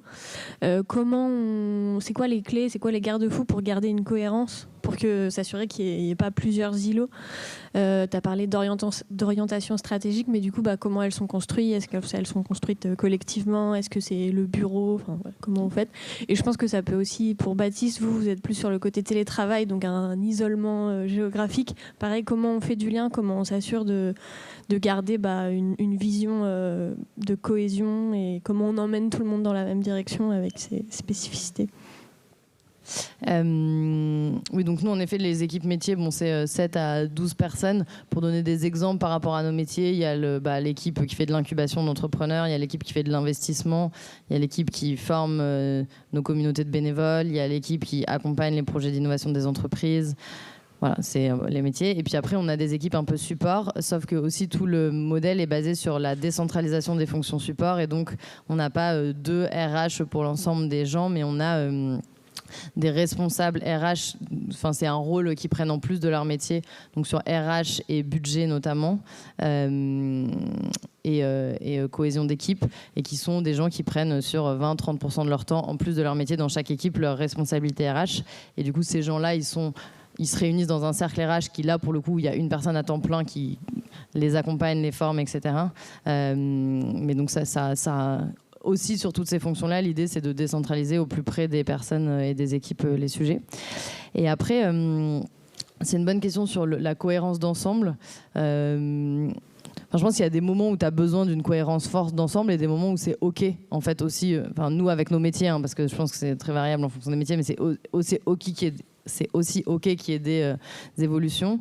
Mais après, je disais, nous, ces grandes orientations collectives, on les dessine. On a un séminaire de l'ensemble de Make Sense tous les 6 mois. Et donc, c'est aussi les endroits où, en fait, si on sent que c'est un peu en train de tirailler, on va plutôt passer du temps pour parler de qu'est-ce qu'on veut faire tous ensemble. Et après, en fait, notre modèle fait qu'il n'y a personne qui est que dans son équipe et qui ne parle pas aux autres. Et après, il ne faut pas que toute l'organisation repose là-dessus, mais en fait, une organisation, c'est aussi des liens humains, des gens qui se parlent. Et en fait, et du coup, ce que je trouve important, c'est conscientiser aussi, dans des modèles comme ça décentralisés, le rôle de tisserand à des moments entre ces cercles. Donc il y a des gens qui, par leur fonction, le font naturellement, mais aussi, je pense, en fait, créer aussi une culture d'entreprise où les gens se parlent, se racontent leurs projets, etc. En fait, c'est important. Et du coup, un défi par rapport à ça, c'est quand c'est la décentralisation géographique, télétravail et décentralisation géographique, qui demande ce qui se fait de façon assez facile, de façon informelle, quand on est dans un lieu comme ça, et parce qu'en fait, les gens se croisent tout le temps, doit être un peu repensé quand les gens ne travaillent pas forcément dans le même bureau. Donc voilà, donc c'est à la fois ces temps collectifs pour définir les orientations, ce rôle de tisserand, et parfois accepter que ça va un peu aller dans une même dans des explorations un peu différentes, et après se dire est-ce que c'est un problème ou pas et comment on rectifie. Mais ça, notre modèle, il marche parce que nos principes de base, c'était la créativité et l'entrepreneuriat au sein de la structure. Dans d'autres structures, ça ne marcherait pas du tout, mais on a pensé notre modèle pour nous. Et donc voilà, donc c'est aussi, faut pas faire du copier-coller en fonction des métiers. Ce que je disais tout à l'heure, des métiers, des temporalités et des besoins stratégiques. Les modèles doivent s'adapter à ça, quoi. Moi, je dis souvent que l'ingrédient premier pour que le 100% télétravail fonctionne, c'est que les gens se voient et se voient beaucoup en vrai et apprennent à tisser. Plus les gens se voient en vrai, créent des relations de confiance fortes entre elles, plus le 100% télétravail fonctionne. Donc nous, notre stratégie pour le 100% télétravail et que ça fonctionne sur la durée, c'est qu'on se voit très régulièrement. À l'époque de Pfizer, alors c'est pareil, c'est en fonction des organisations, en fonction des équipes qu'on a. Il y a des gens qui ont besoin de se voir moins souvent que d'autres. Nous, notre minimum, c'est que tout le monde se voit 4 fois par an. On fait 4 retreats, une retreat tous les trimestres, ce qui nous permet à chaque fois de donner un élan collectif au projet sur la thématique des 3 prochains mois. C'est comme ça qu'on essaye de donner un rythme assez soutenu à notre projet. Et du coup, on se voit pendant 3-4 jours. Parfois, ça va être à l'usine en Normandie où on découvre, je sais pas, on lance la boutique ensemble en 48 heures. Parfois, on va aller à l'Arbre aux Étoiles en Normandie avec Maëlys qui est là aujourd'hui. Super lieu d'ailleurs que je vous invite à découvrir. Et l'idée générale forte derrière ça, c'est de tisser des liens entre des gens qui se seraient même pas vus même dans un bureau en fait, parce que parfois le marketing et la finance vont pas forcément se parler. Et là, on essaye de créer des liens collectifs entre les gens et du coup, les retreats, c'est un moment important. Après, il y a des gens qui aiment bien se voir plus souvent. Donc là, on met des budgets remote en place où on peut aller, je sais pas, on peut aller à Marseille pour à 2-3 pour se voir pendant 3-4 jours. On peut ou si on n'a pas envie de, toujours encore dans un état d'esprit de flexibilité, si on n'a pas envie de voir les autres, parce que 4 fois par an ça nous suffit, et ça, il y a certaines personnes de l'équipe, c'est comme ça et c'est très bien, et ça ne nous empêche pas d'être très en place d'un point de vue culture et état d'esprit général du projet. C'est plus de pouvoir m'acheter un joli bureau et de custom un peu l'endroit dans lequel je suis. Ça dépend des gens et c'est bien de s'adapter aussi aux différentes typologies de profils, parce que ce qui est intéressant aussi dans une équipe, c'est la diversité des profils qui peuvent arriver pour arriver à créer quelque chose d'incroyable, parce que quand on a souvent que des gens qui se ressemblent dans une même équipe, au bout d'un moment on s'ennuie un peu.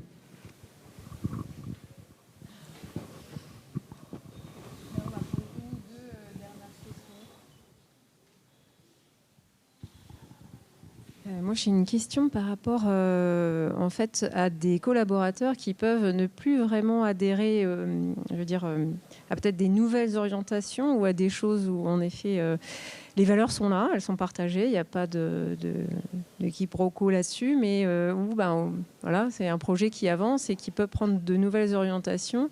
Et quand vous avez des collaborateurs qui peuvent être clés, mais qui, vous sentez bien, ne sont peut-être plus dans la même mouvance ou qui ont un esprit peut-être plus critique par rapport à cette orientation, comment vous arrivez en fait à les maintenir ou à les faire adhérer si vous y arrivez, et à l'énergie qu'il faut déployer, ou éventuellement à ce qu'ils prennent eux aussi d'autres choix. Donc, comment vous gérez ça ?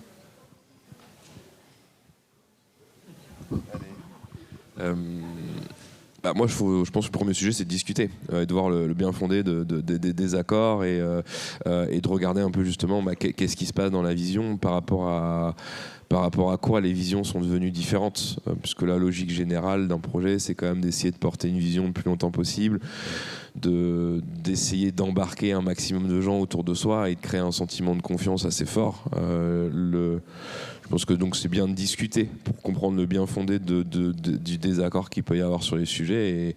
Et moi, je pense que la meilleure solution, c'est qu'à un moment, si on n'est pas aligné, il faut arrêter. C'est le sujet le plus simple, ça arrive, hein, et c'est pas parce que c'est pas pour ça que ça se passe mal, et c'est pas pour ça que quelqu'un qui arrive à un instant T est aligné sur un sujet et 3-4 ans après sa vie change, son envie de projet peut évoluer.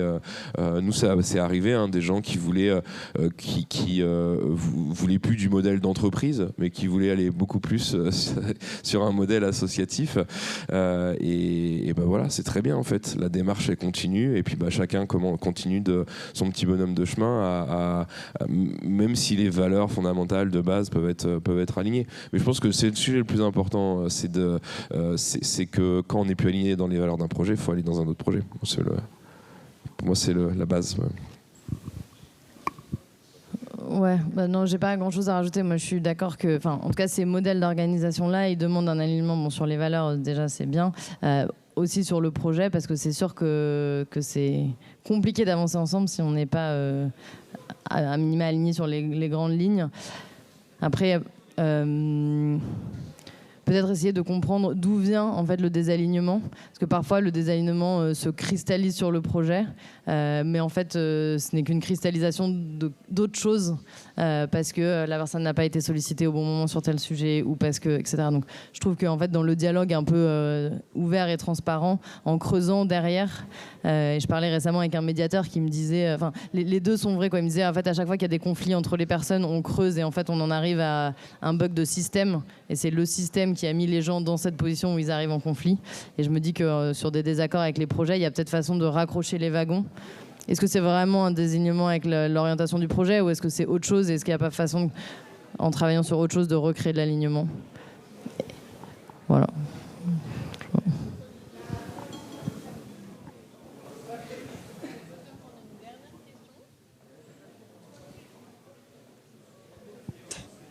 Olivier de Meaux.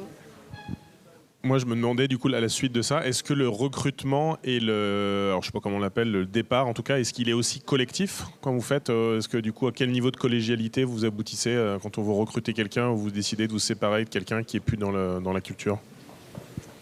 Ouais, c'est une bonne question. Donc nous, là, je redis, les prises de décision ne sont pas collectives. Elles sont portées par une personne en sollicitant des avis. Donc sur le recrutement, c'est pareil. Quand quelqu'un lance un recrutement, c'est la personne qui décide sur le recrutement. Et puis ça veut pas dire... la personne va rencontrer d'autres personnes de l'organisation qui vont émettre des avis. Et moi, j'ai déjà aussi fait des sollicitations d'avis. Alors évidemment, pas affichées publiquement pour... proposer des départs à des personnes. C'est pas évident, mais ça... Enfin, il faut que ça se fasse vite. On va pas solliciter avis pour ensuite prendre une décision 3 semaines après. Mais par contre, j'ai senti que ça ne faisait que continuer de créer ce sentiment collectif parce que ça me permettait, avec les personnes de l'équipe, donc c'est une personne de mon équipe, et en échangeant avec les autres personnes de l'équipe, en fait, le fait que j'ai ouvert ce dialogue-là, ça a fait qu'ensuite... pour l'équipe, le départ de la personne a été vécu de façon beaucoup moins violente parce qu'elles-mêmes, en me donnant leur avis, avaient pris ce temps de se constituer leur propre avis. Et in fine, on était quand même tous assez alignés avec ce départ. Et donc, ça n'était plus la décision de moi qui... Enfin, c'était pas un licenciement, mais bref, qui propose à quelqu'un de partir. Là où j'aurais pu avoir du coup les gens un peu face à moi en mode c'est quand même pas sympa. Là, en fait, les gens... Voilà, ça avait... Et je pense que c'est ça une des grosses forces de la sollicitation d'avis, c'est qu'en fait, ça amène les gens à se forger eux-mêmes leur avis.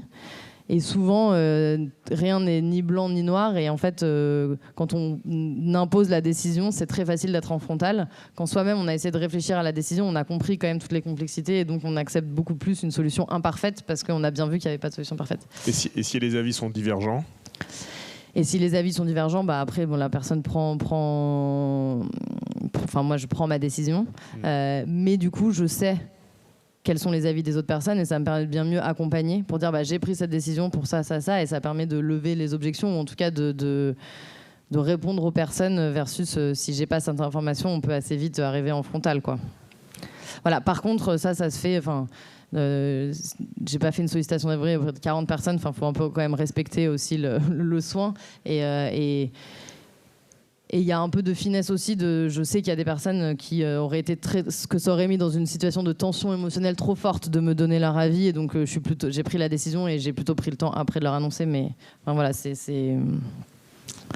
oui, sur des sujets comme ça demande d'adapter la règle aussi à la finesse humaine, quoi.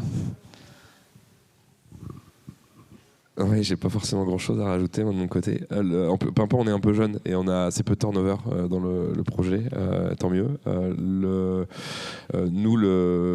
La décision de recrutement, c'est le coach qui lance le recrutement et c'est lui qui s'en occupe tout le long. Après, comme je disais, il y a un entretien de sheet avec 2 autres personnes de l'équipe du coup, qui peuvent donner un no-go aussi, qui doit être bien justifié parce que du coup, c'est quand même de l'effort d'aller recruter. On arrive en fin de process.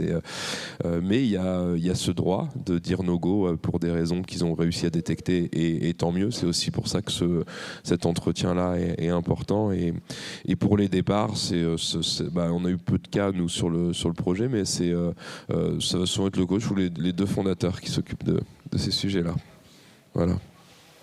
Le bon rôle. Moi, j'ai une dernière mini-question. On a parlé de ce que ça avait apporté pour la mission de votre entreprise, à tous les 2, entreprise-association. Qu'est-ce que ces modèles vous ont apporté, vous, vraiment, à titre personnel, en tant que dirigeante, fondateur de ces structures ? Petite question, mais pas facile pour finir.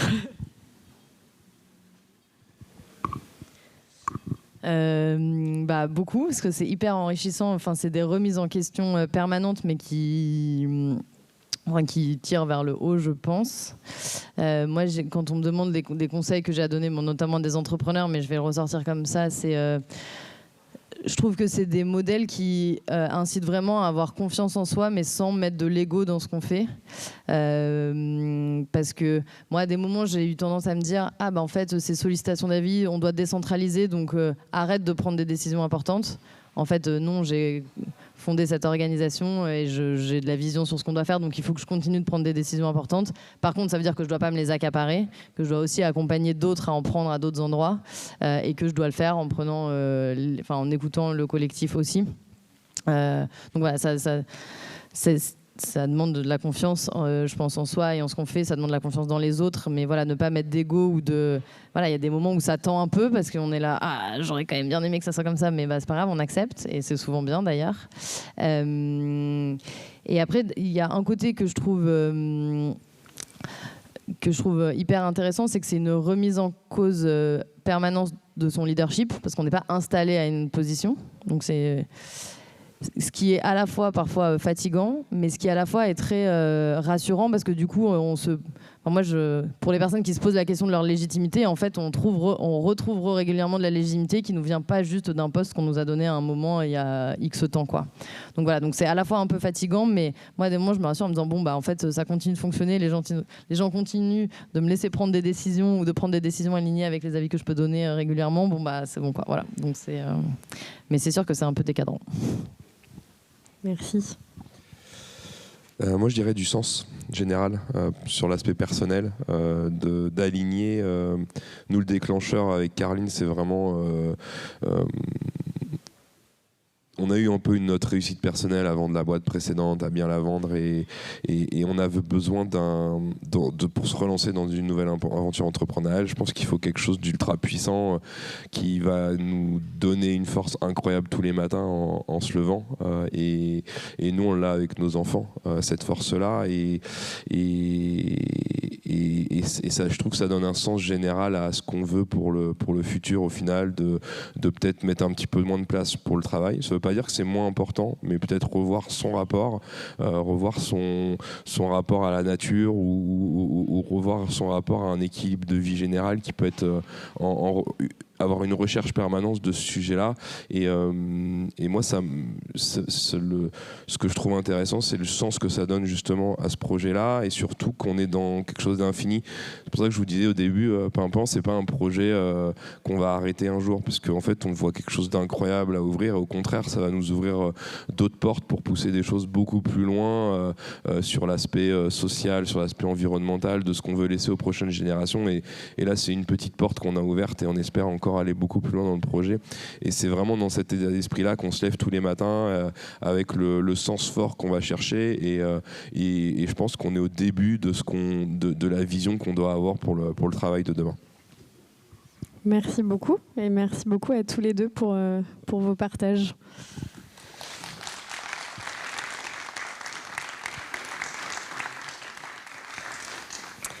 Bah, merci aussi à vous toutes et tous d'avoir été là. Je vous propose qu'on s'arrête ici. 3 petits points avant de se quitter. Tout d'abord, vous avez une petite mesure d'impact qui vous a été distribuée, à laquelle vous avez peut-être déjà répondu. Mais sinon, c'est le moment de le faire et on les récupère à la fin. Merci beaucoup aussi à tous ceux qui ont suivi cette année avec nous. Franchement, c'est génial d'avoir vos retours, vos échanges, de vous voir aussi changer certaines choses, expérimenter. Donc on est trop contents et on espère vous voir aussi l'année prochaine. Et donc pour ça, voilà, si vous avez des questions sur le Mo Impact Club, la façon d'y adhérer, qu'est-ce qui va se passer sur l'année prochaine, n'hésitez pas à venir nous voir avec César. Petit teasing peut-être, on va continuer à balayer les limites planétaires, on va parler des pollutions chimiques, on va parler d'acidification des océans, on va aussi parler de la CSRD comme un petit peu une révolution philosophique de compter ce qui compte. On va parler aussi d'intelligence artificielle et essayer de comprendre quels peuvent être son usage pour pas accélérer justement le dépassement des limites planétaires. Et on continuera bien sûr les questions de nouveaux modèles économiques et nouveaux modèles de gouvernance. Donc voilà, ça va être assez sympa. Et je ne vous donne pas encore le nom des intervenants, mais on va vous envoyer tout ça avant les vacances de Noël. C'est promis, on essaye. Et puis sinon, comme on est sur une bonne lancée ce midi, vous donnez rendez-vous à ceux qui sont disponibles ce soir, parce qu'on continue un petit peu ces questions des nouveaux modèles, de comment est-ce qu'on a envie de voir un petit peu le futur, avec une soirée autour des utopies. Et on est super heureux d'accueillir Sandrine et Yannick Roudot de la maison d'édition La Mer Salée, qui viennent présenter leur ouvrage collectif qui raconte des utopies en 2044. Donc vous allez voir, c'est aussi un moment qui fait du bien et dont on a besoin pour se projeter et se mettre en action. Donc je vous dis à ce soir, j'espère, pour le plus grand nombre d'entre vous. Merci.